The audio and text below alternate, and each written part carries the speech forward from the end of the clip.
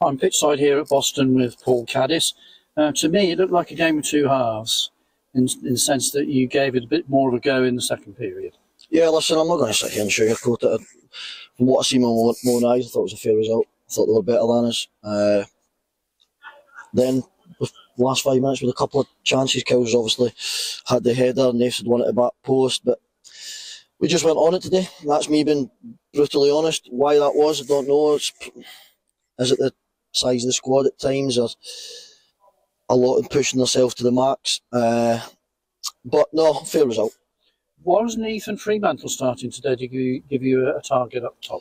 We knew that they tried to play everything central, which they did, so we tried to smother the middle of the pitch with Babs. I just thought in the first half against Brackley with the two up top, we were a bit overrun at times in the middle of the pitch, so that was the reason why. But Ethan and Kills will have to try and obviously manage Kills with the amount. We can't flog him with the amount of minutes we give him, so he's done really well when he came in, but he understands.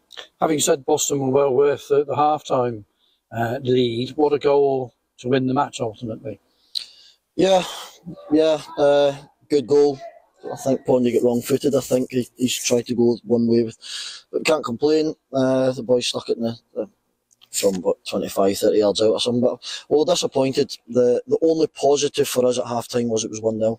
And I said that to the players, but listen, I'm finding it really tough to come here and criticise because the last 6 or 7 weeks I think the players' efforts have been outstanding. It's never a lack of effort with this group. It wasn't today. We had a go the last 5, 10, 15 minutes. Just one of those days. Listen, sometimes in football you lose. I'll go home and I'll try and pick the bones out of it tonight. Probably first 6, 7 hours of tomorrow, and then look at Banbury. So obviously you hit the post as well, Jason Cowley's little flick. Yeah, so we did have opportunities. I'm probably just a bit down and a bit upset because I think we were on a good run, and it was similar to Blythe when we went to Blythe. I remember driving home after that game and I was really down because I just thought there was an opportunity there. I felt good about today. I felt good about the group, but that's the league. That's the inconsistency you get in the National League North. But we'll bounce back. We've had I think we've 13 out of 18 points now, 13 out of 21. It's not a bad return. So we've got to go again. We'll go again. Pick ourselves up Banbury Tuesday night. Go and try and get 3 points. Well, such is the intensity of this division. I'm sure when you go home and you look at the division, you'll see how close it is from top to bottom. So you've got to bounce back against Banbury in midweek. Yeah, and I promise you on my kid's life, I genuinely don't look at the table at the moment. I probably won't even cast an eye over the table till around about February. As long as, listen, this football club when we came in was, when you look at it 4 or 5 months ago, I decided to have no players effectively. I think the group that's came in, the club and the journey we went on in the first 4 months, something that everyone can be proud of. Supporters today were unbelievable. Listen, I wasn't here last year, I wasn't privy to last year, but I don't know how many times players got a standing ovation after a 1-0 defeat. And that's credit to them. They recognise what we're trying to do on the pitch. We know we're up against it time after time. We know that the remit of the football clubs to stay in the division because of the stuff that's went on behind the scenes, but I certainly don't have that aim, and neither do the players, and we shouldn't as supporters either. I think they were responding to the effort in the last 15, 20 minutes. What would it take to inspire the players to get on that front foot from the kickoff? Yeah, it's probably belief.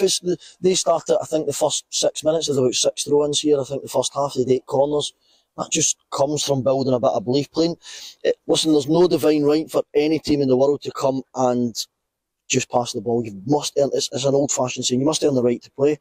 We've got to play balls forward with a bit more quality to get us up the pitch, then we can play, feel the way into the game, then we can start building again. But we didn't quite have that for whatever reason, and again I'll go and look at it, but I'm disappointed with the result, but I'm not disappointed with the lads because, as always, they give everything, and I'll stand here in front of them every defeat and take the blame. And you've got a bigger and bigger squad to pick from now with players coming back from injury suspension. Yeah, we're hoping that continues. This is the first time all season we've had to leave one of our own players out.